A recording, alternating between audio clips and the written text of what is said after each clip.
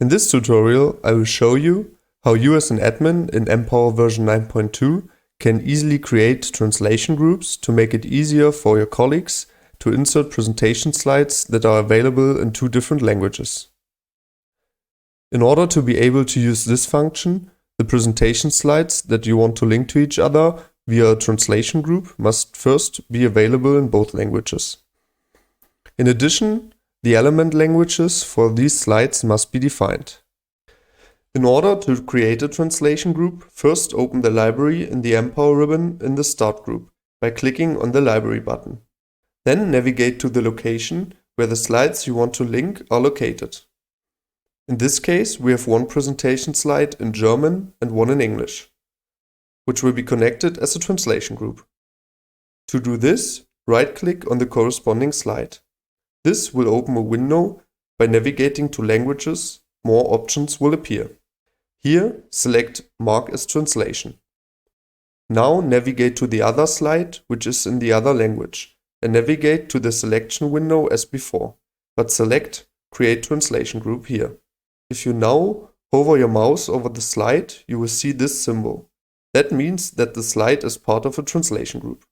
To test the function, you can insert one of the linked slides into the presentation by clicking on the Insert button or double-clicking on the slide. After the slide has been inserted into your presentation, you can navigate to the Transform group in the Empower ribbon and open a window by clicking on the Translate button. In this window, you can then select the target language and confirm with OK.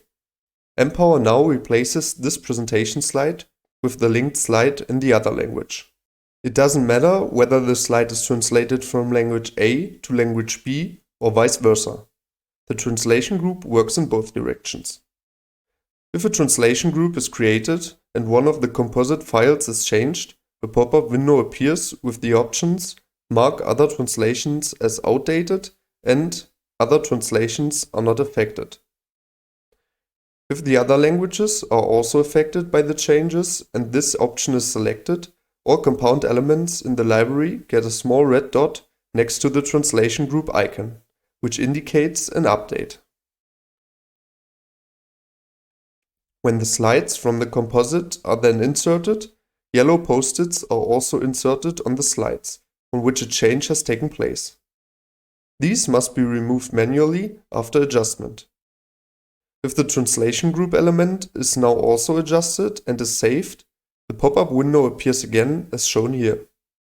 If both elements are the same, the second option can be selected. If this element now has new content that the composite element does not yet have, the update behavior can also be triggered in the other direction. Feel free to test the function yourself and save valuable time. If you have any further questions, please do not hesitate to contact us.